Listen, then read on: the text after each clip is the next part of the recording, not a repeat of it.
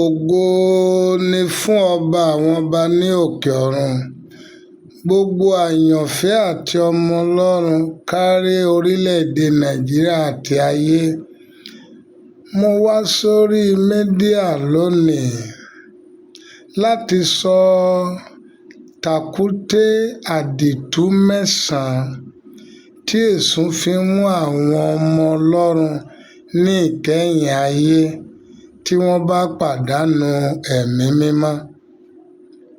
Takute àdìtú mẹ́sàn-án tí èṣù fi ń kó àwọn àyànfẹ́ àwọn ọmọ Ọlọ́run ní ìkẹyìn ayé tí wọ́n bá pàdánù ẹ̀mí mímọ́. 9 mystery traps Satan is using to arrest beloved in the end time if they lack of Holy Spirit. Mo fẹ́ sọ ibi márùn-ún tí a ti gbẹ́dọ̀ máa dọ̀bálẹ̀ àti àdìtú tó wà nínú kí èèyàn máa dọ̀bálẹ̀ níbi márùn-ún yẹn àbí kúnlẹ̀. Mo sì fẹ́ dáhùn ìbéèrè àwọn àyànfẹ́ tí wọ́n béèrè pé báwo la ṣe lè gba ẹ̀mí mímọ́. Finally, mo fẹ́ sọ nípa ẹ̀mí mímọ́, èso ẹ̀mí àti ẹ̀bùn ẹ̀mí, ìyàtọ̀ tó wà láàárín wọn ní pápápá. Màá dẹ̀ rádọ̀ pẹ̀lú ogun mẹ́sàn-án tá a lè ṣẹ́ bá a bá lẹ́mìí mọ́ tí mo ti ṣàlàyé ẹ̀ sẹ́yìn. Thank you bí ẹ ti ń gbọ́ mi. Ẹ fi ọkàn bá mi lọ ẹ̀yin ọmọ Ọlọ́run. Tí oore ọ̀fẹ́ bá wà, ẹ bá mi pín mẹ́séèjì yìí fún àwọn àyànfẹ́ nítorí ìkẹyìn ayé yìí. Kí ẹ wá wò bóyá wòlíì Ọlọ́run tòótọ́ ni mí, bóyá mi ṣe wòlíì Ọlọ́run, ohun tọ́lọ́run yóò fi san fún yín. Thank you. God bless you all as you follow me and share this message. 1. Ẹ jẹ́ kí a wo ìwé Matthew 24. Matthew 24, 23 to 25. Matthew 24, 23 to 25. Nígbà náà bí ẹnikẹ́ni bá wí fún yín pé, wò ó, Kristi ń bẹ níhìn tàbí lọ́hùn, ẹ má ṣe gbà á gbọ́.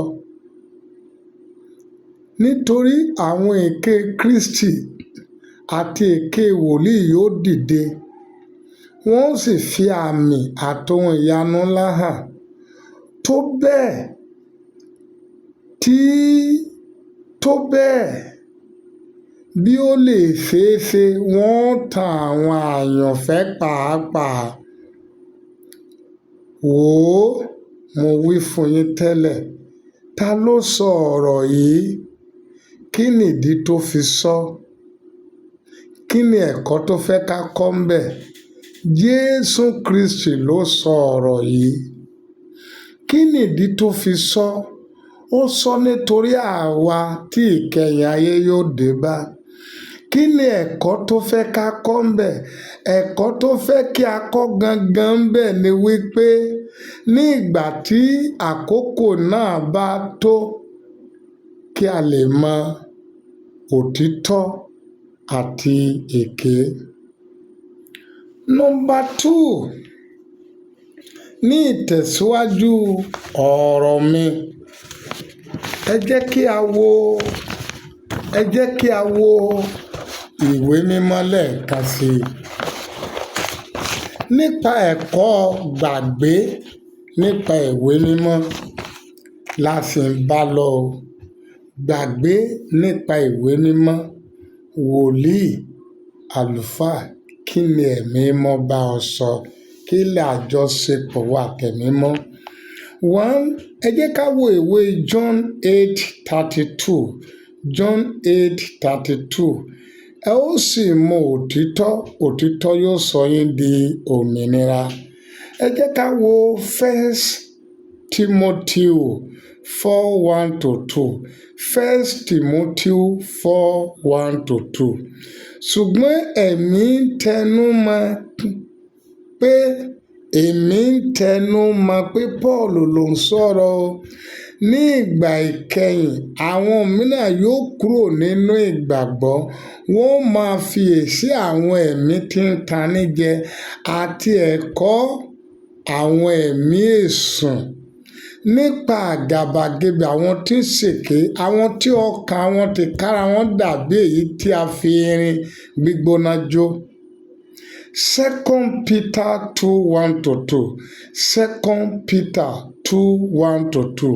Ṣùgbọ́n àwọn wòlíì èké wà láàárín àwọn èèyàn náà pẹ̀lú, gẹ́gẹ́ bí àwọn olùkọ́ni èké yóò ti wà láàárín àwọn ẹni tí yóò mú àwọn àdámọ̀ ègbé wọ inú yín wá, àní tí yóò ṣẹ́ Olúwa tí ó rà wọ́n, wọ́n sì mú ìparun tí ó yára kánkán wá sórí ara wọn.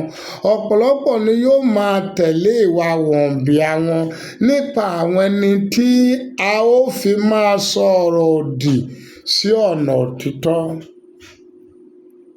Ẹ gbọ́ o, ẹ̀yin àyànfẹ́, kí ni mo fẹ́ mú jáde ní àkókò yìí?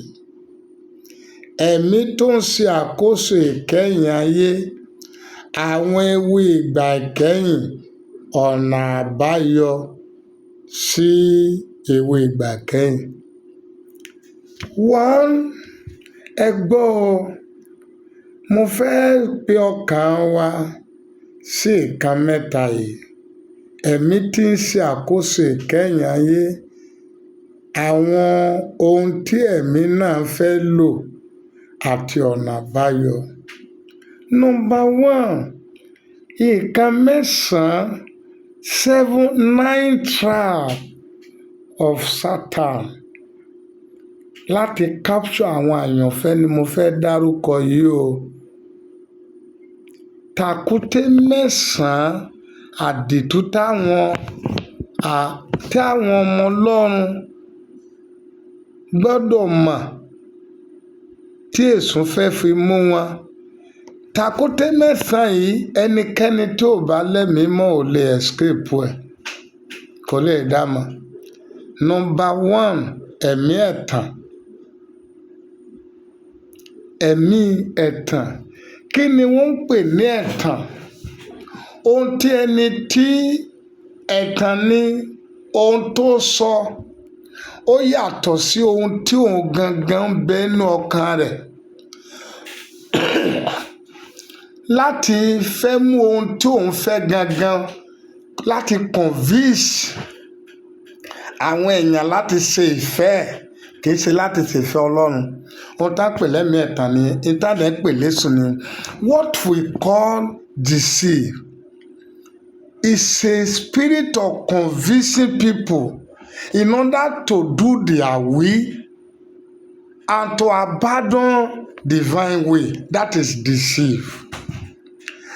Deceive, ẹ̀tàn jẹ́ ohun tí yóò wà bí òtítọ́ ìgbà tá a bá gbà tán tí a wà kí àbámọ̀. Ìtàn pè lẹ́tàn ni.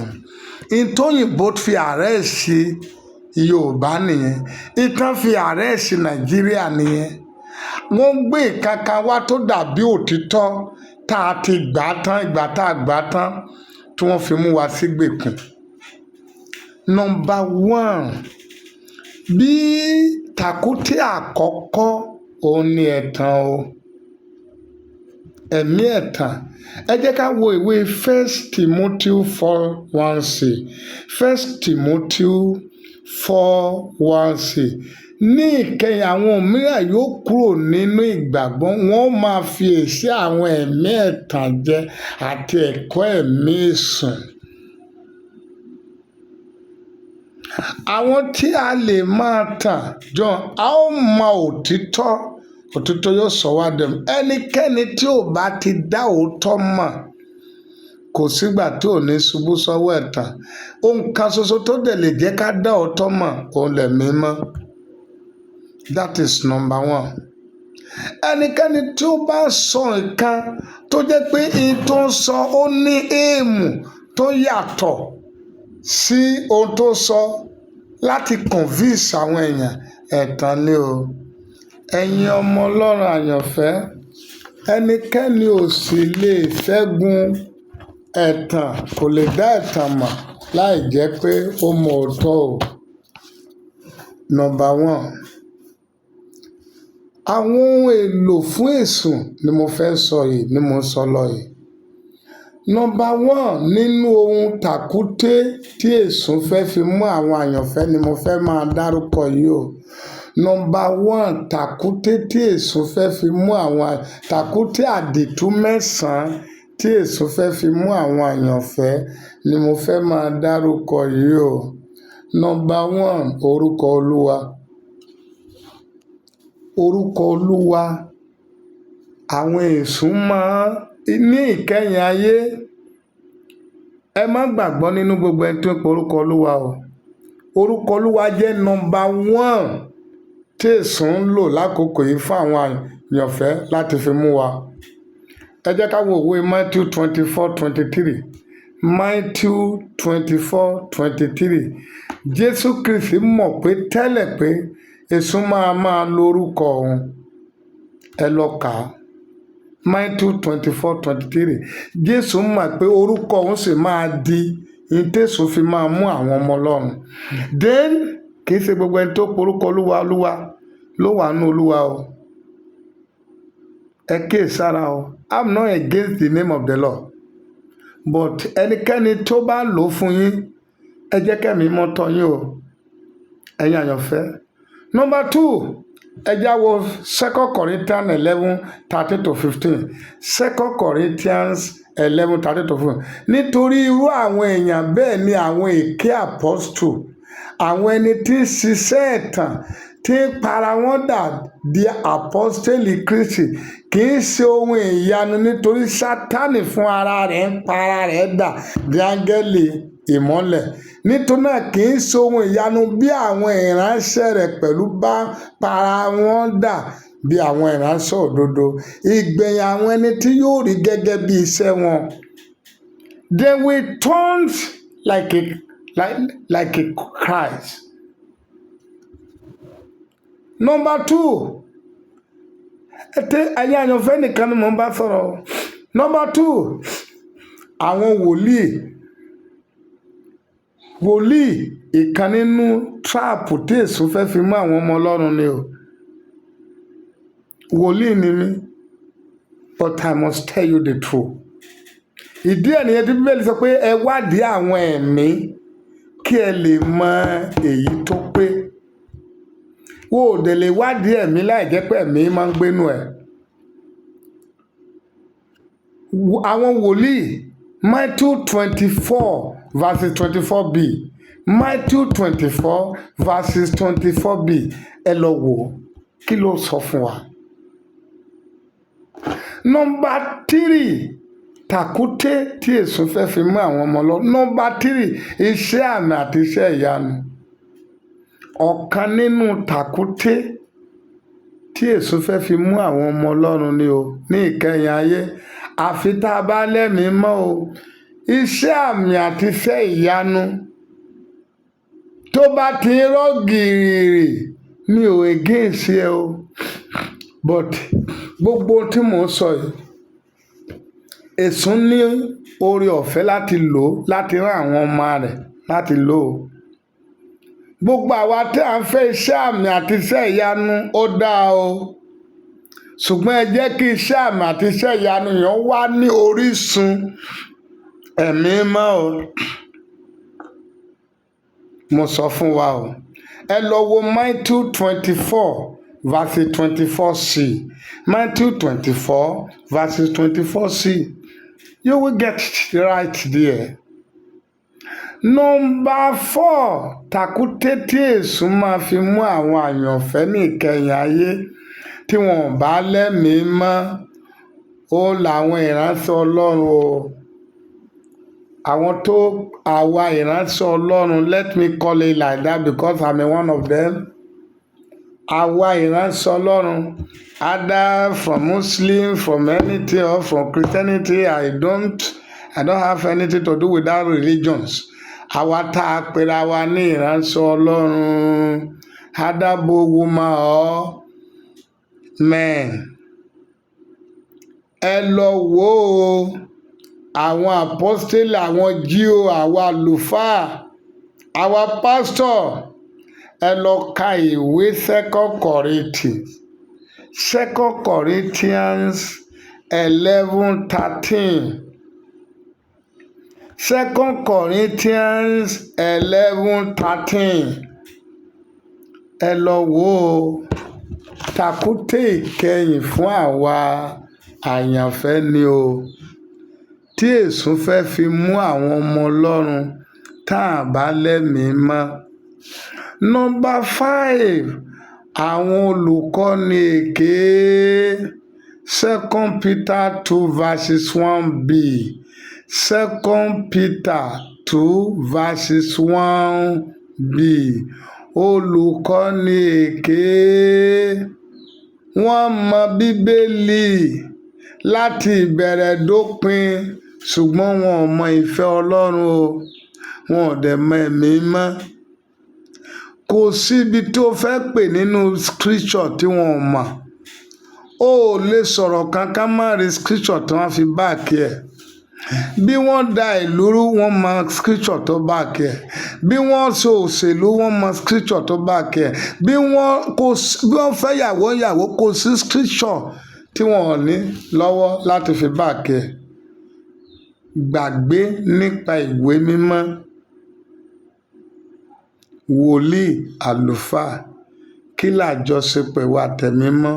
Ohun tí mo sì ń sọ lọ lọ́wọ́ ni wípé Takute Mesan, àdìtú ní ìkẹyìn ayé tí èṣù fẹ́ fi mú àwọn ọmọ Ọlọ́run tán bá pàdánù ẹ̀mí mọ́. Number 6, ìjọ Ọlọ́run, church, missions of God. Mission of God. Ìjọ Ọlọ́run, ọ̀kan nínú Takute lé o. Acts of Apostles 20:28-29. Acts of Apostles 20:28-29. Ẹ kíyèsára yín àti sí gbogbo agbo tí ẹ̀mí mọ́ fi yín ṣe alábòójútó láti máa tọ́jú ìjọ Ọlọ́run tó ti fi ẹ̀jẹ̀ ara rẹ̀ rà. Nítorí èmi mọ̀ pé lẹ́yìn lílọ mi, ìkookò búburú yóò wọnú àárín yín wá láì dàgbò sí. Kí ni ìkookò yẹn? Àwọn èèyàn burúkú. Agbo yẹn ni àwọn ìjọ Ọlọ́run. Ìkookò ti wà nínú ìjọ Ọlọ́run o. Ní ayé àtijọ́, tí o bá gbé ọmọ lọ ṣọ́ọ̀ṣì tó bá burú, inú ṣọ́ọ̀ṣì láyé àti dá. Tó bá kó ọmọ wọ ṣọ́ọ̀ṣì báyìí, ibẹ̀ ni wọ́n ti máa divide ọmọ ẹ. Pásọ̀ lè divide ẹ̀. Ọ̀gá akọrin lè divide ẹ̀. Ní ayé àtijọ́, inú ṣọ́ọ̀ṣì la ti ń kọ ẹ̀ṣẹ̀ sílẹ̀. Láyé ìsìn, inú ṣọ́ọ̀ṣì la ti ń mọ ẹ̀ṣẹ̀. Ṣọ́ọ̀ṣì ló máa introduce ẹ̀ṣẹ̀ sí wa ní ìsìn. Ayé àtijọ́ kẹ̀, ṣọ́ọ̀ṣì ń gba ẹ̀ṣẹ̀ lọ́wọ́ wa ni. Ìkookò búburú ti wọnú ṣọ́ọ̀ṣì o. Bẹ́ẹ̀ni kan bá ní my church rárá o.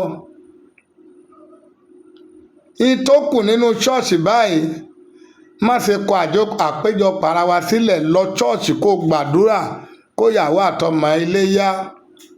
Tó bá dé tán tó lọ lọ́rẹ̀ẹ́ tó lọ sèyí wàá rí wàhálà o. Láyé àtijọ́ tó bá mú owó tó bless church, iṣẹ́ á dá gbogbo kan á lọ déédéé. Nísìnyí bó bá ṣoore fún church, ìgbà yẹn ni iṣẹ́ máa bọ́ lọ́wọ́ ẹ̀, òwò máa bọ́, gbogbo kan rẹ̀ á dàrú. ẹ má bínú omi ò ní ká má ran ṣọ́ọ̀ṣì lọ́wọ́ this time around tí ó bá ran ṣọ́ọ̀ṣì lọ́wọ́ tí pásítọ̀ tó bá ti lè pariwo rẹ wàhálà dé o. Ní àkókò yìí ṣọ́ọ̀ṣì fúnra ara rẹ̀ ìkànnù Takute ni o. Àwọn ìkókò báyìí inú ṣọ́ọ̀ṣì náà wà kì í ṣe inú ilé mọ́ wọn wà ní fámìlì wa mọ́ ogun ìdílé ò sí mọ́ ogun ṣọ́ọ̀ṣì ló wà ní ìsín o. Ọ̀rọ̀ mi máa bí àwọn ọmọ ìsúnú o ṣùgbọ́n àwọn ọmọ Ọlọ́run á kẹ́kọ̀ọ́ lára rẹ̀ o. Àkókò ìyàtọ̀ wà láàárín ṣọ́ọ̀ṣì àti mínísírì o. Màá sọ fún wa lọ́jọ́ ọ̀la tí ikú ò bá tí ì pa mí o. Ìyàtọ̀ wà nínú ṣọ́ọ̀ṣì àti mínísírì o. Bí tí mo ṣe gbìyànjú láti sọ nísìnyí ẹni ìjọ tí ẹ̀mí mọ́ àwọn èèyàn máa sọ pé go to the church that have the word of God and the church that have the kìnìkan. Ìjọ tó bá ń ṣe ìfẹ́ Ọlọ́run tó ní ìbẹ̀rù Ọlọ́run tó dẹ̀ lẹ́mìí mọ́ ni kẹ́yìn èèyàn wá kẹ́ lọ o kì í ṣèjọ tó lọ́rọ̀ Ọlọ́run o. Ìjọ tó ṣe ìfẹ́ Ọlọ́run tó ní ìbẹ̀rù Ọlọ́run tó ní ìfarawé àwọn Ọlọ́run tí ẹ̀mí mọ́ dẹ̀ ń darí ẹ̀ ní kẹ́ béèrè kẹ́mí mọ́ tọ́ yín láti lọ. If not bó wọ ṣọ́ọ̀ṣì báyìí ó wọ wàhálà o. Inú ṣọ́ọ̀ṣì náà ti bà ayé àwọn ọmọ rẹ̀ yìí jẹ́ o. Ogun tó ń jà lórí àwọn ọmọ yìí ṣọ́ọ̀ṣì ló ṣeṣe débẹ̀ o. Ṣùgbọ́n torí pé ẹ̀mí mọ̀ sọ fún ẹ pé inú ṣọ́ọ̀ṣì kò yẹ kí ọmọ Ọlọ́run wà nínú ṣọ́ọ̀ṣì kó máa lógun o. Ìgbà gbogbo ogun tá a nígbà inú ṣọ́ọ̀ṣì ló wà kì í ṣe fámìlì mọ́ o. Kò sógun ìta mọ́ o. Kò sí ìkíní tó ń jẹ̀fọ́ ìdẹ́ rárá o. Ṣọ́ọ̀ṣì lógun ayé wa wà ní ìṣó o. In tó dẹ̀ fà á tí gbogbo wa ò fi mà ẹ̀mí mọ̀ ò sí wa níyè. Thank you. Níbi tẹ́ ẹ ti ń gbàdúrà there is a difference between congregational prayers and group prayer and family prayer and personal prayer. Níbi congregation tá ti ní kí gbogbo èèyàn máa di ọwọ́ wa ní méjì méjì in a congregation in international congregation prayers ta ni ìran máa pẹ́ ní gbogbo ẹni tó wá sínú ẹlòmíín wá sínú congregation láti wá jalè ẹ̀mí ni ìránṣẹ́ Ọlọ́run ní kí gbogbo yín kẹ́ máa dira yín náà méjì méjì ọwọ́ náà lẹ dì mú títí báyìí tí iṣẹ́ ò ṣe táṣeyọrí ò wá tí gbèsè dúró tí wàhálà dúró yìí ni. Pásítọ̀ tó dẹ̀ ní ká máa di ọwọ́ ara wa mú ní méjì méjì nínú congregation òun ò dọwọ́ kankan mú máìkì lòún dì mú àwádìí ń dọwọ́ àwọn olórí burúkú àjẹ́ omèrè gbogbo mára wọ́n ní the spirit of God say you should hold your hand wọn sọ pé ẹ̀mí mọ́ ló sọ bẹ́ẹ̀ wọ́n ní spirit of God ó ní irú ẹ̀mí ló dẹ̀ wà lọ́dọ̀ Ọlọ́run ẹ̀mí tó lọ tan ààbòjẹ pẹ̀lú tí Mìkáyà sọ ẹ̀mí ẹ̀tàn ni ẹ̀mí tó wọnú sọ́ọ̀n ẹ̀mí búburú ni ó ní irú ẹ̀mí ló máa wà ní congregational prayer and they ask us lọ́dọ̀wọ́ èèyàn méjì mẹ́ta mú ẹ̀kọ́ àjọ gbàdúrà fúnra yín rárá tó bá jẹ́ family prayer tó jẹ́ group prayer tó jẹ́ personal prayer ó dáa but international prayer èmi sọ̀rọ̀ gẹ́gẹ́ bí ẹni tí ó ń wo ọ̀run tó dẹ̀ máa ìyẹn táwọn èèyàn ń là kọjá lákòókò tó dẹ̀ ń dùn mí káwọn ọmọ Ọlọ́run that is èyí tí mo sọ number 6 Takute tẹ̀sùn fi mú àwọn àyànfẹ́ lákòókò ṣọ́ọ̀ṣì ni o ẹ lè gbàgbọ́ o ẹ lè má gbàgbọ́ o. Number 7 Takute tẹ̀sùn fi mú àwọn àyànfẹ́ ní àkókò òun ni Bíbélì àti ẹ̀kọ́ tí à ń gbọ́ ní àkókò yìí. Bíbélì àti ẹ̀kọ́ tí à ń gbọ́ ní àkókò yìí Takute ni o. Ẹ lọ ka ìwé Matthew 4 verses 5-6. Nígbà náà ni Èṣù gbé e lọ sí ìlú sókè sí ìlú mímọ́ wọn ni ó gbé ilé ṣoṣo tẹ́ḿpìlì ó wí fún pé bí ìwọ bá ṣe ọmọ Ọlọ́run bẹ́ sílẹ̀ fún ara rẹ̀ asá àti kọ̀wé rẹ̀ pé yóò pàṣẹ fún àwọn áńgẹ́lì ẹ̀ nítorí rẹ̀ ní ọwọ́ wọn ni wọ́n gbé ọ sókè kí wọ́n kí ó má bàa fẹsẹ̀ rẹ̀ gbòkúta. Ìwé mímọ́ ló kà fún bẹ̀ yẹn o èṣù ló ń kàwé mímọ́ o, olórí burúkú èṣù ọmọ àlè ọmọ ọ̀run àpá ìdílé sùn o, ìwé mímọ́ ló ń kà ń bẹ̀ yẹn o. Ìwé mímọ́ táwọn wòlíì àti pásọ̀ àti chọ́ọ̀chì Nàìjíríà ń kà fún wa yìí tá a sọ pé God, oh God, oh God, ó mà lágbára báyìí o, ó mà lágbára o, ọmọ ojúmọ̀ gbọ̀n mi o. Bá ṣe mú ayé àwọn ọmọ Ọlọ́run tá a dẹ̀ fi Christianity bá ayé àwọn èèyàn jẹ́ yìí, ó mà ní agbára ní ìsìn o. Ìwé mímọ́ lè sún kà ń bẹ́ o. Òní refresher course, ọ̀túnla woman retreat, next week pastor training, next week pastor refresher course. Ọjọ́ wo ni ẹ wà lọ sí ẹ wà Holy Spirit encounter? Ìbíbélì ní nọ́mbà 7 tí èṣù máa fi mú gbogbo ọmọ lọ́run àpá ìdè o. Mi ò lè wá sọ àwọn tó kà through Holy Spirit, leading by Holy Spirit, I don't know. Bíbélì lè èṣù fẹ́ fi mú èṣù ń bẹ̀ o. Ìjọ ni èṣù fẹ́ fi mú Jésù Kristi ń bẹ̀ o. Bíbélì lè èṣù fẹ́ fi mú Jésù Kristi ń bẹ̀. Bíbélì ló lò. Bíbélì dẹ̀ ìtàdé pè ní ìwé mímọ́, ọ̀rọ̀ Ọlọ́run ló ń jẹ́ ìwé mímọ́. Jésù gangan ni ọ̀rọ̀ Ọlọ́run. Jésù ni ọ̀rọ̀ Ọlọ́run ní scripture. Jésù ni ọ̀rọ̀ iye, ó lọ́nà iye, ó ní mọ́lẹ̀.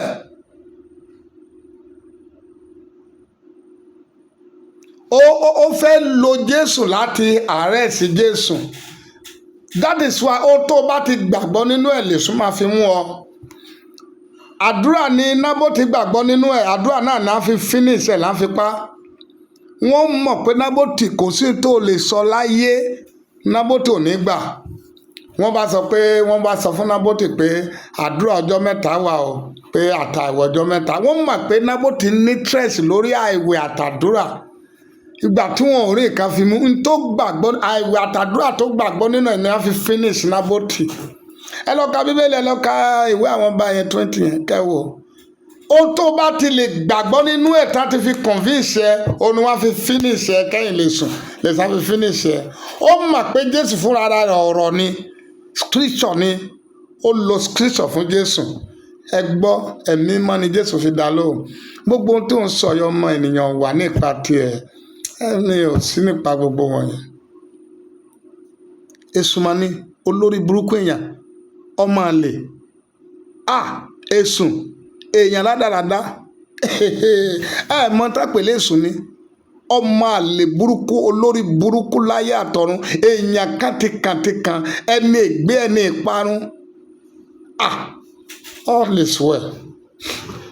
Number 8, ìbẹ̀rù ikú. Mo máa sọ ayọ̀ tó wà nínú ikú fún wa lọ́jọ́ ọ̀la àti onírú ikú tó wà. Number 8, ìbẹ̀rù ikú. Ẹ jẹ́ ká wo ìwé Hébérù 2:14-15. Hebrew 2:14-15. Hebrew 2:14-15. Ǹjẹ́ ní ìwọ̀n bí àwọn ọmọ tí ń ṣe alábàápín ara òun ẹ̀jẹ̀, bẹ́ẹ̀ gẹ́gẹ́ ló pẹ̀lú sì ṣe alábàápín nínú ọ̀kan rìn, kí ó lè mú wa, kí ó lè pa ikú ẹni tó ní agbára ikú run, èyí ni èṣù. Verse 15. Kó sì lè gba gbogbo àwọn tó torí ìbẹ̀rù ikú wà lábẹ́ ìdè lọ́jọ́ ayé wọn gbogbo. Till today, ìbẹ̀rù ikú ó jẹ́ Takute, ìkan nínú Takute àdìtú ìkẹyìn ayé. That is why ẹnikẹ́ni tí ó bá ti ń bẹ̀rù ikú, irú àwọn èèyàn bẹ́ẹ̀ ẹ lọ wò wọ́n, ayé sì wà nù wọn. Gbogbo ẹnikẹ́ni tó wà nípa ikú o, èèyàn lè fi gbàdúrà normal gẹ́gẹ́ bí èèyàn, but when you are full of Holy Spirit, you don't fear death. You will be expecting death every day. Wàá máa retí kú ni. Pé tó bá ti wá, Olúwa, all is well. Ìbẹ̀rù ikú, ìkan nínú tàkúté àdìtú tí Èṣù fẹ́ fi mú àwọn àyànfẹ́ ni. Ẹ rí i pé ìgbà tí kòrónà wá, ọmọ ìyá méjì ò lè tọwọ́, wọn ò lè gbọ́wọ́ ara. Olóyè bí wọ́n no face mask, no entry ní chọ́ọ̀chì, gbogbo wa ìbẹ̀rù ikú. Láti ìgbà tí kòrónà ti lọ bá ṣé èèyàn ò kú. Ẹ lọ wo Àìsáyà 53 verses 4 to 3. Ní tí Jésù sọ nípa ikú bẹ́ẹ̀. Ó ti mú ìbànújẹ́ wa lọ. Ó lóru ìbànújẹ́ wa lọ. Ó sì gbé ìkáàánú wa lọ. Ṣùgbọ́n a kà á sí bí ẹni tá a lò látọ̀dọ̀ Ọlọ́run tá a sì pọ́n lójú. Ṣùgbọ́n a sá lọ́gbẹ́ nítorí ìrékọjá wa. A pa á ní ara nítorí àṣírí. Ìnà àláfíà wa ń bẹ lára àti nípa àná rẹ̀ ni a mú wa lára dá. Ìbẹ̀rù ikú wà sàn wá nǹkan kan. Ẹ lọ kọ sílẹ̀. Number 9. Number 9 tí ó jẹ́ tàkúté àdìtú tí Èṣù fi mú àwọn ọmọ Ọlọ́run lákòókò yìí tí ọmọ Ọlọ́run tó bá pàdánù ẹ̀mí mọ́. Number 9 òun ni ayé. Kí ni a ń pè ní ayé? Mo máa dárúkọ 3 sí 4. Number 1, kí ni ìyàtọ̀ ayé àtọ̀run? Ìyàtọ̀ ayé ni pé àtọ̀run ni pé ohunkóhun tí a ò bá ti rí nínú Kristi tí a bá ti ń ṣe, ayé ni wá o. Ohunkóhun tí a bá ti rí pé ìyàwó Tinubu àbí ìyàwó Ọ̀ṣínbàjò, ẹ jẹ́ kí n rò báyìí. Tí a bá rí pé ìmúra ìyàwó Davido àbí ìmúra Davido àbí ìmúra àwọn Fẹlá, gbogbo wa mọ̀ pé ẹni yìí inú ayé ló wà. Ìmúra wa, ohun tí a rí ní ara àwọn tó wà nínú ayé bíi Fẹlá, àwọn àwọn Davido, gbogbo àwọn lè yí padà lọ́la o. But ohunkóhun táwọn tó wà nínú ayé bá ti ń lò, tí àwa tá a wà nínú Kristi náà tún ń lò, ó ń sọ fún wa pé ayé ni wá. Ẹ take note. Mo sọ fún wa pé mo máa sọ nípa ìjọ ẹ̀mí àti ìjọ ìwé lọ́jọ́ ọ̀la. Bí ayé bá ń wọ earring, obìnrin wọn tí wọ́n ń wọ ṣòkòtò, tí irú ṣòkòtò ìmúra wọn yẹn tó jẹ́ pé tá a bá ti wo ìmúra wọn àti tiwa náà tí ò sí tó yàtọ̀ ń bẹ́ẹ̀, tó jẹ́ pé ọ̀rọ̀ ẹnu nìkan ló yàtọ̀, ayé náà ni wá o. Anything ìgbà kan wà, ọmọdé tó ń sọ̀rọ̀ káàkiri, màá rántí orúkọ rẹ̀ tó máa pariwo yìí ní àwọn olórin tí wọ́n ṣe àti èyí tí wọ́n ní kíní. A gbé báàgì kan sí báàgì kan sí apá, agbésẹ́rùn. Àwọn wòlíì náà tó gbé báàgì, díkìn prophet náà tó gbé báàgì sí kíní.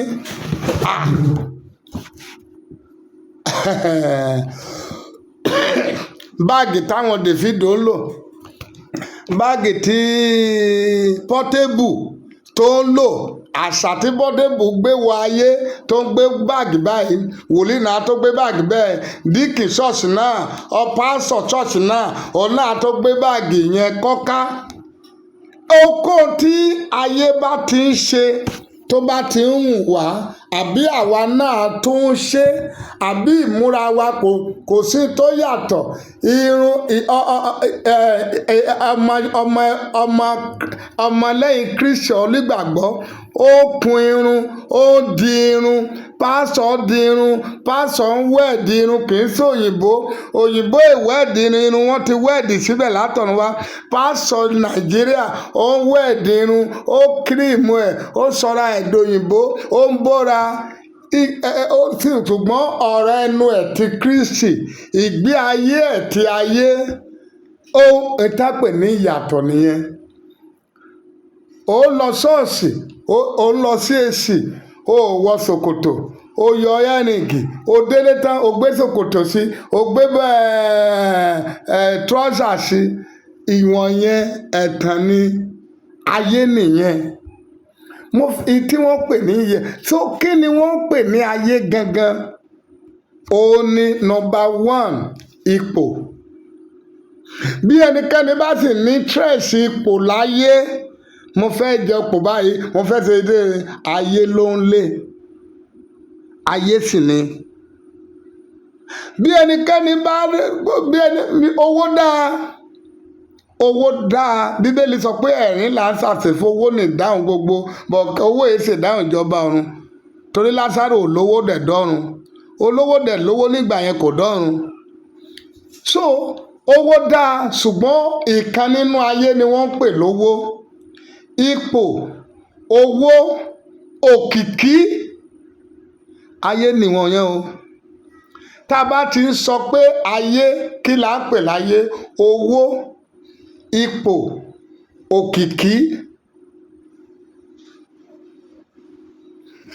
kí là ń pè lé rárá oúnjẹ ìbálòpọ̀ ìfẹ́kùfẹ́ máa sọ fún lọ́jọ́ ọjọ́ iwájú last one kí náà pè láyé mẹ́díà ibi tẹ́ ti gbogbo yín ti ń wò mí yìí ó dáa láti pàṣẹ mẹ́sẹ̀gì ìjọba ọ̀run but positive negative effect here is 98%. Positive effect here ní 2%. Mẹ́díà o tó bá jẹ́ ti mẹ́díà la fẹ́ sọ o ayé burúkú ni. Àwọn tọ́dẹ̀ ní àwọn fẹ́ gbẹ̀mí mọ́ ojoojúmọ́ làwa ń wá sórí mẹ́díà báyìí kò sí ọjọ́ kò sí 27 days tá a lè book ara wa appointment pẹ̀lú Ọlọ́run. No ayé ni mò ń sọ fún wa yìí o ipò òkìkí owó mẹ́díà ẹ̀ṣọ́ òun mínísà okun ètè ẹ ipa gẹ́ẹ́ bíi ti Jésépẹ́lì mi ní ẹ̀rọ̀ǹgì o ayé tí a wà ṣèfẹ́nu ẹni but make sure you do what will favour your future and your eternity do what you like ní ayé but don't do what will harm your futures and your eternity. Ẹ tó preach gold kó wà létí ẹ̀ kúpà tó wà létí ẹ̀ tó kó yáyáyá òun àti Tiwa Savage ìmúra òun àti Tiwa Savage kò yàtọ̀ ẹni akọrin tó kọrin ẹ̀mí tó lu etí méjì akọrin ẹ̀mí tó lu etí méjì wòlíì tó lu etí ẹni tó kọ́ wa lẹ́kọ̀ọ́ tó lu imú méjì tó fi kíní sórí ẹni tó borí ẹ̀ tó lọ ṣọ́ọ̀ṣì tó kọ́ ìlérun ẹ̀ ní ọ̀dà bíi tàwọn kíní ọmọ Ọlọ́run tó ní kàtún oríṣiríṣi sára kìí ṣe tó ya ní ìgbà ìmà tó dẹ̀ ń ṣiṣẹ́ Olúwa all is well mi ò against wọn ṣùgbọ́n gbogbo nǹkan tí mo kà á lẹ̀ yìí Takute ìkẹyìn ayé ni o tẹ̀sùn fẹ́ fi mú àwọn àyànfẹ́ o bí a bá fẹ́ ká gbọ́ o bí a bá fẹ́ ká gbọ́ o Takute ìkẹyìn ayé ni o mẹ́díà tẹ̀ tí ń wò mí yìí ọ̀run àpáàdì tó mẹ́díà ò sí o 98% media positive impact ni, negative impact ni, 2% ni positive tó wà ń bẹ̀. Quote me wrong. Mi ò dẹ̀ bá àwọn gbogbo èèyàn sọ̀rọ̀ bí kò ṣe àwọn àyànfẹ́ nìkan. Ó tí mo fẹ́ bá wa sọ nìyẹn o, nípa ti ìkan mẹ́sàn-án, nítorí àkókò àti táìmù mi. Ẹ gbọ́ ìkan ọ̀nà àbáyọ kan ṣoṣo tí a bá fẹ́ bọ́ nínú ìtàkùté yìí, ẹ̀mí mọ́ ni o. 1 John 2:27. 1 John 2:27. Ṣùgbọ́n ìfòròyàn tí ẹ̀yin ti gbà lọ́wọ́ rẹ̀ ó ń gbé inú yín, ẹ̀yin kò sì ní pé ẹnìkan kọ́ yín, ṣùgbọ́n ìfòròyàn náà yóò máa kọ́ yín ní ohun gbogbo tí ó jẹ́ òtítọ́, tí kìí ṣe èké, àní gẹ́gẹ́ bí ó sì ti kọ́ yín, ẹ máa gbénu rẹ̀. Verses 20 wípé ṣùgbọ́n ẹ̀yin ní ìfòròyàn láti ọ̀dọ̀ ẹni mímọ́ ni wá, ẹ̀yin sì mọ ohun gbogbo. John 14:26. John 14:26. Ṣùgbọ́n olùtùnú náà, ẹ̀mí mọ́, ẹni tí bàbá yóò rán ní orúkọ mi, òun ni yóò kọ́ yín ní ohun gbogbo, yóò rán yín létí ní ohun gbogbo tí ó ti sọ, tí mo ti sọ fún yín. He will teach you all things and he will remember you all things. Ẹ falà sí ìkan méjì yẹn. He will teach you all things and he will remember you all things. Kì í ṣe oh God ó mà lágbára báyìí o. He will teach you all things and will remember you all things. Nígbà tí ẹ̀mí mọ́ bá kọ́ ẹ ní ohun gbogbo tó dẹ̀ rán ẹ létí ní ohun gbogbo, kí ló fẹ́ wá lọ sọ́dọ̀ pásítọ̀ kan lọ kẹ́kọ̀ọ́ fún? Kí ló fẹ́ wá lọ sọ́dọ̀ ẹnìkan pé ẹnìkan wá sọ fún ẹ pé o mọ̀rọ̀ Ọlọ́run? Ó máa ń bà mí nínú jẹ́ tí àwọn pásítọ̀ bá ti sọ pé I want you to know the word of God. Lẹ́yìn ìgbà tó ti gba Kristi fún 20 ọdún 30 ọdún sẹ́yìn, wọ́n tó wá sọ pé o fẹ́ mọ ọ̀rọ̀ Ọlọ́run. Ó fẹ́ pé ò ní Kristi nìyẹn nígbà tó dẹ̀ jẹ́ pé Kristi lọ̀rọ̀ Ọlọ́run. Ẹ jáwọ́ ìwé 2 Corinthians 3:17. 2 Corinthians 3:17. Ǹjẹ́ Olúwa ni ẹni náà? Níbi tí ẹ̀mí Olúwa bá sì wà, níbẹ̀ ni òmìnira wà. Ó fi hàn wípé nínú ìgbéyàwó tí ò bá ti sí ẹ̀mí Olúwa, disagreement, ìgbéyàwó tí disagreement wà, ìgbé ayé tó bá ti ní ìjọ tó ń jà fún 33 years tán àparí ẹ̀, ó fi hàn pé ẹ̀mí mọ́ Ọlọ́run ò sí ńbẹ̀. Anywhere orílẹ̀-èdè Nàìjíríà, ibi tí kò bá ti sí òmìnira, ẹ̀mí mọ́ ni ò sí ńbẹ̀. Wàhálà tó wà ní Nàìjíríà kò sẹ́mi mọ́ Nàìjíríà ni. CAC for 33 years, ẹ̀mí mọ́ la lùsì. Tó bá jẹ́ pé a fẹ́ tẹ̀lé Bíbélì ni o. John 8:32. John 8:32. Gbogbo wa ló bá sọ pé a mọ̀ òtítọ́ yóò sọ wá dòmìnira. Ẹ̀mí mọ́ ni ó di ayé níyà. Ẹ̀mí mọ́ ló máa jẹ́ kó mọ irú ṣọ́ọ̀ṣì tó ń lọ. Ẹ̀mí mọ́ ló máa rìvíw ọkọ tó fẹ́ fún ẹ. Ẹ̀mí mọ́ ló máa rìvíw ìyàwó tó fẹ́ fún ẹ. Ẹ̀mí mọ́ ló máa rìvíw ìgbésẹ̀ tó fẹ́ gbé fún ẹ. Ẹ̀mí mọ́ ló máa sọ fún ẹ pé ìtọ́jú ọ̀la yóò mú wa rẹ̀. Kó tí mo sọ fún wa nìyẹn.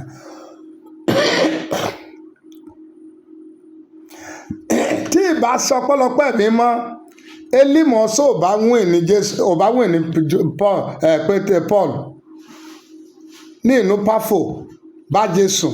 Tí ìbá sọ pé ẹ̀mí mọ́, Símónì olówó ìbáfowó ra ẹ̀mí mọ́.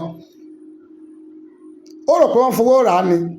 Ó ti ra fún Elímọ̀ tó, ó máa ń fi owó ra gbogbo àwọn ìránṣẹ́ Ọlọ́run. Ọ̀pọ̀lọpọ̀ ẹ̀mí mọ́ ni ò jẹ́ kó fowó ra Pétérù. Bí àwọn olórí wa ṣe ń ṣe ní CAC báyìí, ẹni bá ti lówó àfowó ra gbogbo wa pátá, àfowó ra alága, àfowó ra gbogbo yìí. Ẹ̀mí mọ́ nìkan ni. Ẹ̀yin àyànfẹ́, ẹ má bínú pé ọ̀rọ̀ mi pọ̀ lónìí. Ó lè tó dóṣù mí ká tó gbọ́rọ̀ mi díẹ̀ lẹ́yìn ọ̀sẹ̀ yìí. Ẹ̀mí mọ́ nìkan. Tí bá sọ ọ̀pọ̀lọpọ̀ ẹ̀mí látọ̀dọ̀ ọjọ́ 3-4 tí ṣe mú ọ̀tá mi ṣubú sílẹ̀ inú àìsàn. Mi ò lè dìde, mi ò lè gbápá, mi ò lè gbẹ́sẹ̀. ẹ̀mí mímọ́ ló dúró ọmọ dìde dìde mo sì ní iṣẹ́ tí mo fẹ́ bá ọ ṣe ní tí mo sọ fún wa nìyẹn. Finally mo fẹ́ dáhùn ìbéèrè àwọn àyànfẹ́ kan lórí mídíà tí wọ́n bi mí pé báwo la ṣe lè gbẹ̀mí mọ́. Number one, a lè gba ẹ̀mí mọ́ lọ́nà àdìtú. Fún àpẹẹrẹ, Paul ní ọ̀nà Damasku, ọ̀nà àdìtú ni. A lè gba ẹ̀mí mọ́ ní ọ̀nà àdìtú láti ṣe iṣẹ́ àdìtú fún Ọlọ́run ọ̀gá ògo láì ní ètò ènìyàn lọ́wọ́. Bí Ọlọ́run bá fẹ́ ṣiṣẹ́ àdìtú, ó lè rán ẹ̀mí mọ́ sí èèyàn kan láì ní ètò ènìyàn dání bíi ti Paul Apostle ní ọ̀nà Damasku. Number two, a lè gba ẹ̀mí mọ́ nípa bíbéèrè fún pẹ̀lú privacy pẹ̀lú Ọlọ́run. Ọ̀pọ̀lọpọ̀ wa fẹ́ gbẹ̀mí mọ́ a ní privacy pẹ̀lú Ọlọ́run mọ́. Gbogbo program tá a fẹ́ ṣe lọ́dún a ti tò ilẹ̀. Ẹ̀mí mọ́ kẹ̀ ó máa da program rú ni. Ẹ̀mí mọ́ dàbí ìgbín ni. Ẹ̀mí mọ́ ó máa da program rú ni. Ẹ̀mí mọ́ ẹ̀ follow program. Life ẹ̀mí mọ́ nìyẹn kì í follow program. Ìwọ lo ìṣẹ́jú mẹ́wàá, ìwọ lo ogún. Ẹ̀mí mọ́ ẹ̀ tẹ̀lé program. In tó jẹ́ kí ayé ó lè gbá nìyẹn. Ẹ̀mí mọ́ ẹ̀ tẹ̀lé program. Ẹ̀mí mọ́ ẹ̀ wo nǹkan pé ẹ̀mí mọ́ ẹ̀ ṣe nǹkan tó lè please èèyàn. So privacy la dẹ̀ ti lè gba ẹ̀mí tí a bá fẹ́ béèrè fún níní privacy pẹ̀lú Ọlọ́run. Ní ìgbà míì close your door like 7 days 9 days. Kì í ṣe pé o fẹ́ béèrè ẹ̀bùn ẹ̀mí mọ́ ìṣẹ́jú ló ń yọjú wo fóònù. Tí fóònù bá ní ìgìgàrà wà á ti gbé kò sẹ́ni tí ìwọ ò lè bá sọ̀rọ̀. Ní gbogbo ọdún kò sígbà tí wọ́n tẹ̀ ní 7 days pẹ̀lú Ọlọ́run. Olúwa mo fẹ́ ẹ̀mí mọ́. Ní ìyẹn number two. Number three, a lè gbẹ̀mí láti ọ̀dọ̀ ènìyàn tí ó jù wá lọ nípa ìtọ́ni àti ìdarí ẹ̀mí mọ́ fún ìgbọ́wọ́lé. Àwọn tó jù wá lọ nínú ẹ̀mí mọ́ lè darí wọn pé ẹ lọ gbọ́wọ́lé ẹni yìí, ẹ lọ gbọ́wọ́lé fún àṣepé. Ìyẹn number three. Number four, a lè gbẹ̀mí mọ́ láti ìdarí àtòkè wá fún àṣepé ètò àtòkè wá. Fún àṣepé ètò àtòkè wá. Jésù Kristi bó ṣe ń fẹ́ gun orí ìwọ̀nú odò ẹ̀mí mọ́ wá látọ̀run wá. Elizabeth bíbélì sọ pé ó sì kú fún ẹ̀mí mọ́, ẹ̀mí mọ́ sì ṣíjú bò. Maria ẹ̀mí mọ́ lọ bá láti ṣíjú bò láti ṣe àṣepé àwọn ètò àtòkè wá kan. Number five, a lè ní ìbápàdé ẹ̀mí mọ́ nípa yíjọ̀wọ́ ara wa pátápátá fún Ọlọ́run ọ̀gá ògo. Nípa dídi ojú wa sí ayé àtòhun ayé. Pé Olúwa mo fi ayé mo dijú mi sí òkè ayé mo ní ilẹ̀ mímọ́. Mo dẹ̀ fẹ́ sọ fún wa ẹ̀mí mọ́ dàbí ìgbín ni. Tó bá ti rí nǹkan kékeré báyìí ó wọnú nìyẹn. That is all.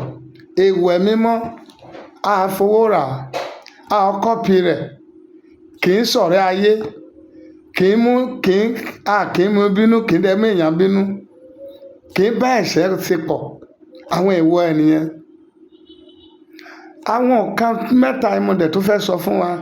Ẹ̀mí mímọ́, èso ẹ̀mí, ẹ̀bùn ẹ̀mí ó yàtọ̀ síra o.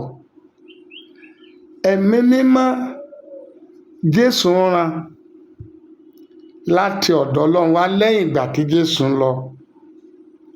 Ṣùgbọ́n èso ẹ̀mí ti wà láti Genesis títí dé Revelation kí Jésù tó dé. Èso ẹ̀mí ni ìgbọ́ràn, ìrẹ̀lẹ̀, ìṣoore, ìfifúnni, ìgbàgbọ́ òdodo,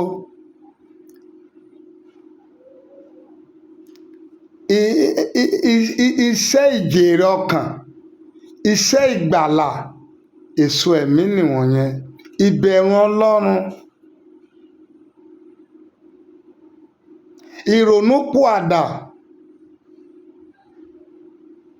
sísá fún ẹ̀ṣẹ̀, ìrònúpìwàdà, àwọn èso ẹ̀mí nìyẹn. Ẹ̀bùn ẹ̀mí, èso ẹ̀mí kẹ̀, èso òní inú ẹ̀mí mọ́, inú Jésù nìkan ló ti lè rí. Èso òní o. Ìtàdé pè ní èso ẹ̀mí nìwọ̀nyẹn. Ẹ̀bùn ẹ̀mí òní orin kíkọ, ìwàásù, ẹ̀kọ́ bíbélì,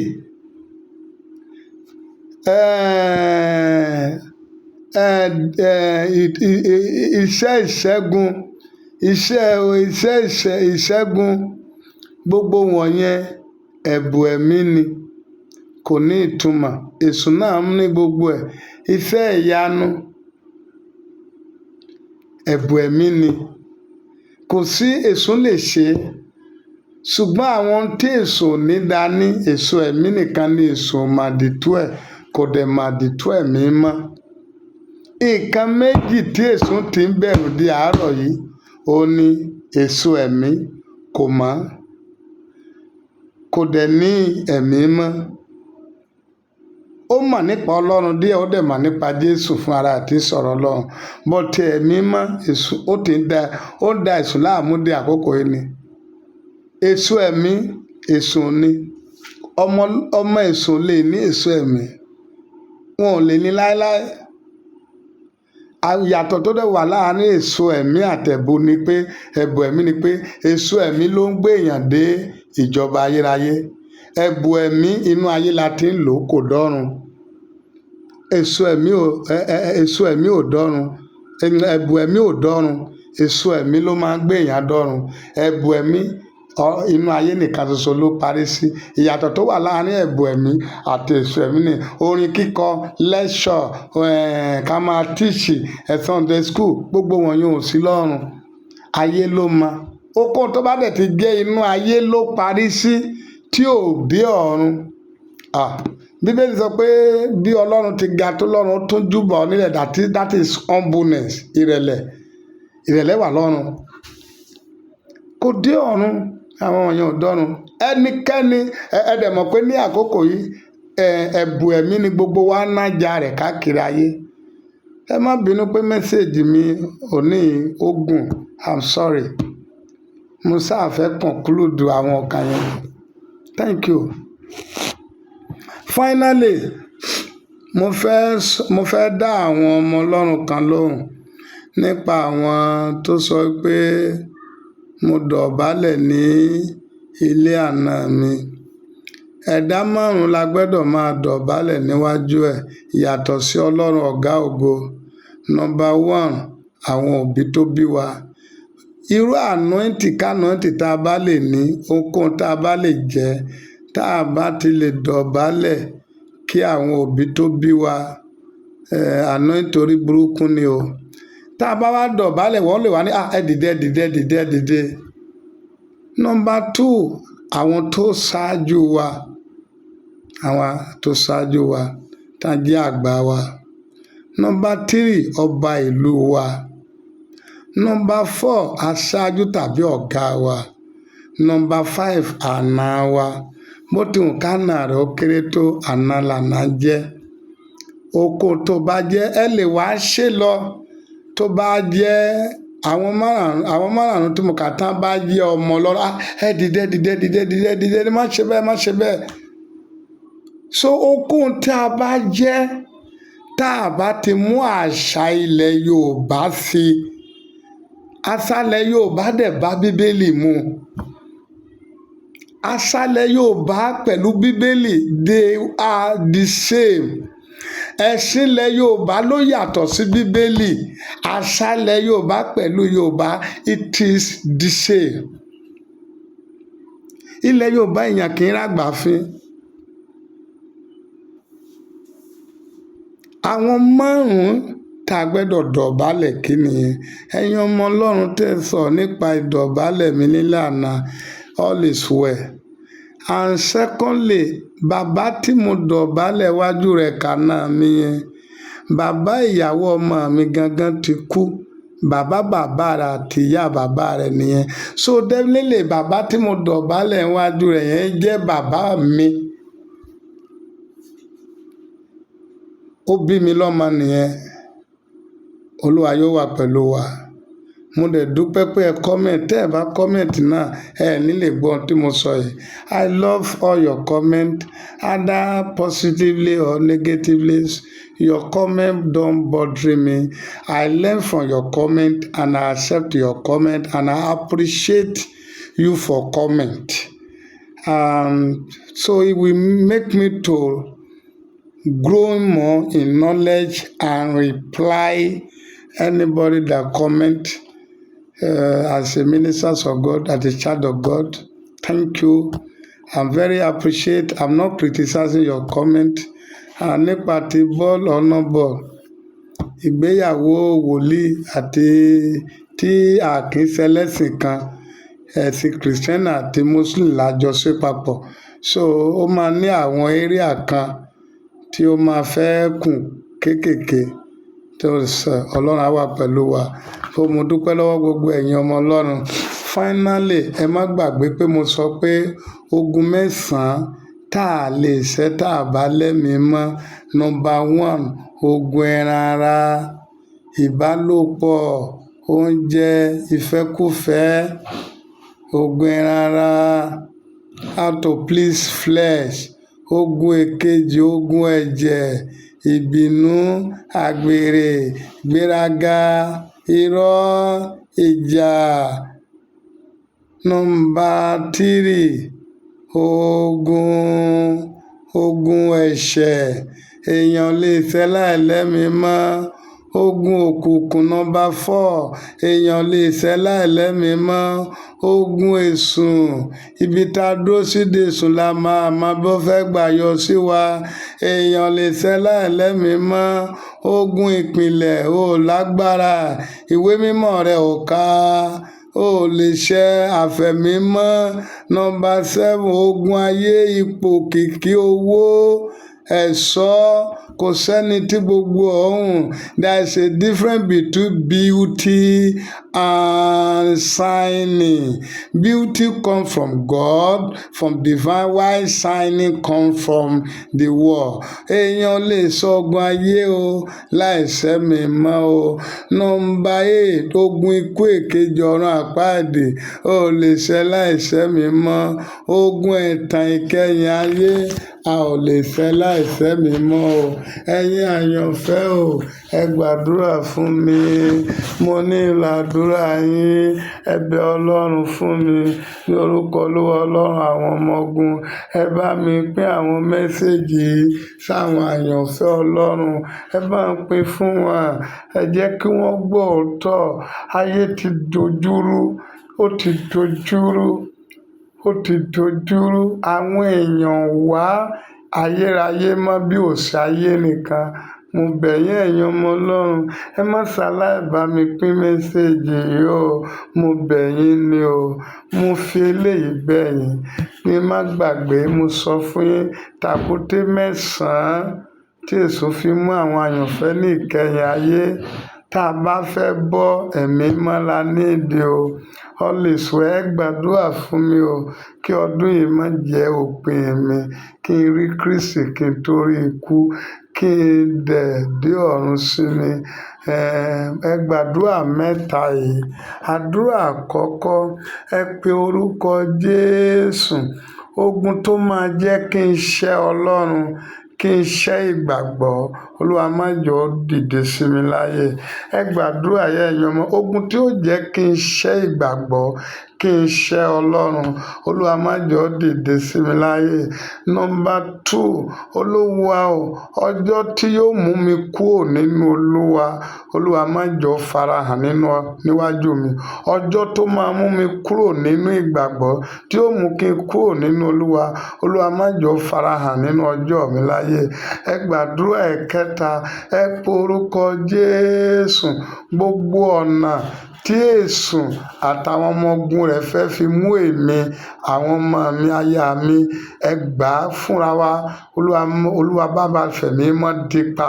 Ẹ tún pe orúkọ Jésù. Àdúrà ìkẹrin, ẹ sọ fún ọba àwọn ọba, Olúwa mi ò mọ ohun tí yóò hù lọ́jọ́ ọ̀la.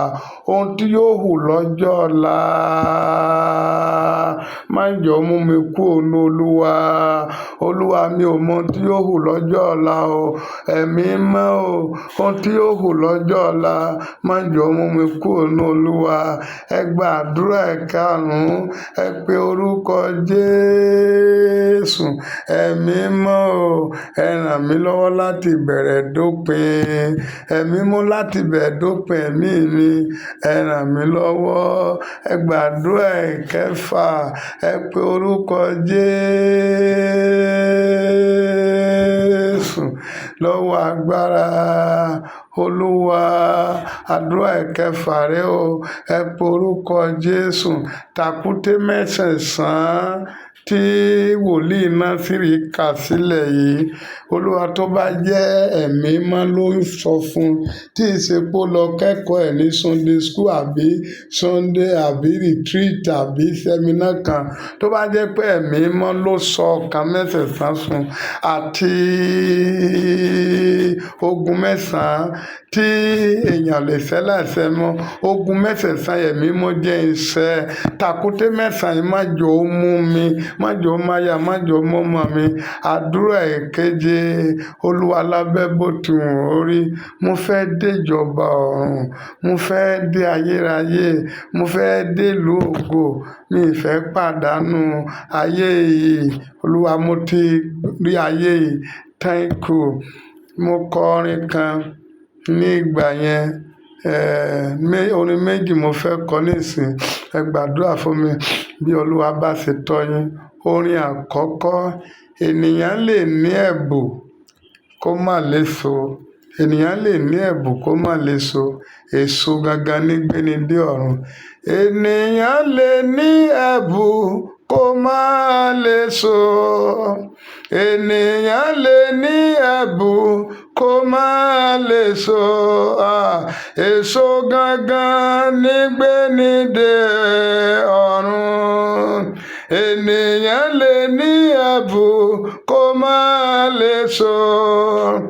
Ènìyàn lè ní ẹ̀bùn kó má léso.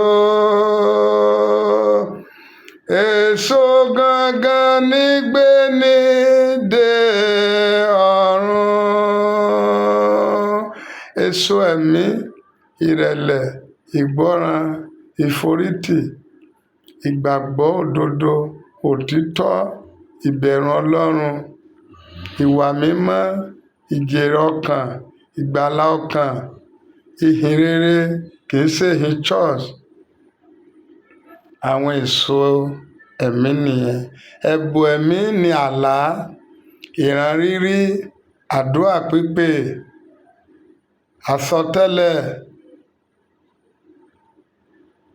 Àwọn ẹ̀bùn ẹ̀mí nìwọ̀nyẹn.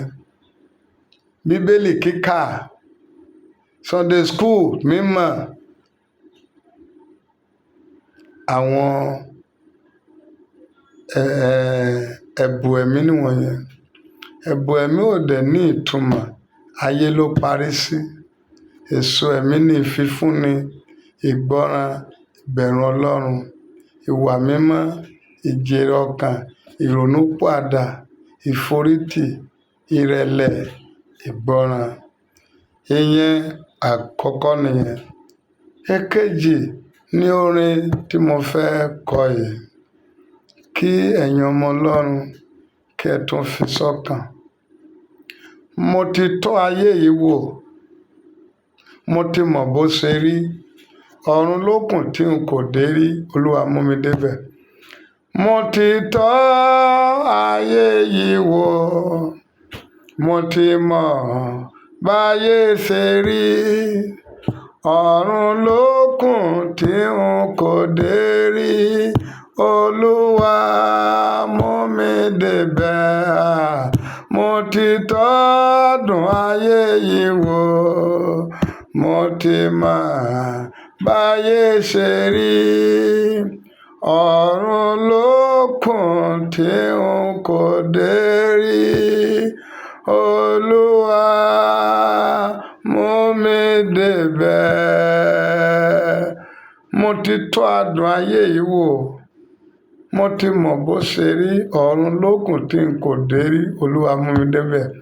Mo ti tọ́ adùn ayé yìí wò, mo ti mọ̀ báyé ṣe rí ọ̀run lókun tí n kò dé rí Olúwa mú mi débẹ̀. Mo gbàdúrà fún gbogbo ẹ̀yin ọmọ Ọlọ́run tí ẹ wo fọ́nrán yìí, tí ẹ tún fọ́nrán yìí wò, àti gbogbo ẹ̀yin ọmọ Ọlọ́run tí ẹ bá mi pín fọ́nrán yìí ká. Ìkíní ohun tí mo sọ ni pé agbára tí mú èèyàn kú nínú Olúwa, Emimimo yóò ṣèdájọ́ agbára yẹn fún yín. Èkejì, níbi gbogbo tí fọ́nrán yìí bá ti ọ̀dọ̀ yín rìn dé láyé, ìrántẹ́ ní láyé, agbára ayé kankan, ọ̀run àpáàdì kankan ò ní dá dúró. Ẹ̀kẹta, ọba tó mú mi láti inú òkùnkùn wá sínú ìmọ́lẹ̀, ọba tó mú mi láti inú ègbé wá sínú ìyè, mo wá pè é ní ẹjọ́ lónìí torí gbogbo èyí tí ẹ gbọ́ mẹ́sẹ̀jì àti èyí tí ẹ pín lábẹ́ bó ti wù ó rí nínú ìjọba nínú ìjọba ọ̀run àpáàdì, gbogbo yẹn ní nípìn bẹ́ẹ̀. Finally, kí n tún máa lọ, gbogbo ẹ̀yin tí ẹ gbọ́ mẹ́sẹ̀jì tí ẹ pín káàkiri ayé sí YouTube, Instagram, Facebook, TV, mo gbà ní àdúrà lórúkọ Baba, Tọ́mọ àti Ẹ̀mí Mímọ́. Láti àkókò yìí lọ, ogun tó máa jẹ́ kí gbogbo ogun àti ìrírí àti ìlàkọjá tí máa mú ká máa gan orúkọ Olúwa mọ́ àwọn àyànfẹ́ lára, Olúwa yóò ṣèdájọ́ rẹ̀. Àánú yóò dẹ̀ mú yín jáde nínú ogun yẹn. Àwọn ọmọ yín, ìlàkọjá wọn, Olúwa yóò ṣètò ẹ̀. Ìgbéyàwó yín, Olúwa yóò ṣètò ìlàkọjá. Àtèmi àtẹ̀yin, a ó rí Kristi ká tó rí ikú. And together we shall make eternity. In Jesus' precious name we pray. My name remains the same. Israel Nasuru Oluwagbemidide. My number remains the same. 08038030562. And àwọn ọmọ Ọlọ́run tán láwọn fẹ́ wá máa rí mi yes and there. Number 4 God Grey Estate, Asimolowo, Yakoyo, Bus Stop, Mọ̀wé, Ogun State. Ní every Thursday, aago 6 sí 9 àárọ̀. Every second Saturday, aago 6 sí 9 àárọ̀. Àti aago 11 ọ̀run sí aago 2 òru, mo máa wà ńbẹ̀. Àwọn tó bá dẹ̀ lè text, ẹ lè text. Ọ̀pọ̀lọpọ̀ ni wọ́n text mi ò kí ń gbé. Ẹ ní bínú o. But tí ẹ bá text orúkọ ibi tí ẹ ti ń pè, onírú ló máa dádé gbé fóònù. Tí wọ́n bá ti rí nọ́mbà wa lórí mídíà, wọ́n á máa pè. Torí àwọn èèyàn kan tí wọn ò ní Ọlọ́run, ó fún wa kọ̀sán láti máa gbé gbogbo call. But àwọn ọmọ Ọlọ́run, there is no bad to text your name and speak that you want to speak with me. Thank you. God bless. Ìrírí tí a rí ló kọ̀ ṣe pọ̀ lot of things. Kẹ́ má dẹ̀ bínú. Mo dẹ̀ dúpẹ́ gbogbo ẹ̀yin tẹ́ ṣègbéyàwó ọmọ mi fún mi àti congress tó kọjá. Mo máa ń lóore o. Mo dúpẹ́ o. Ẹ ṣé o, mi ò ní nǹkan tí mo lè fi san rẹ jù pé mo dúpẹ́ lọ́wọ́ gbogbo wa o. Ẹ ṣé o, mo máa ń lóore o. Thank you. God bless you all.